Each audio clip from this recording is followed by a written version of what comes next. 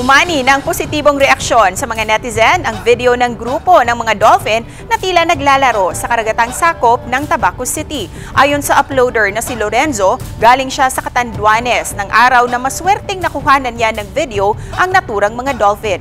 Maging ang mga otoridad sa Albay, ikinatuwa rin ang kakaibang experience na ito ng mga Roro passengers sa probinsya. Indikasyon raw ito na mayaman pa ang karagatan kung saan marami pa ang nakukuhang pagkain ng naturang mga dolphin. Umaasa naman ang mga otoridad na mas marami pang dolphin at butanding ang makikita sa lugar. Kaya panawagan ng mga ito sa publiko na pangalagaan ang karagatan para maprotektahan din ang mga marine life na nakatira dito.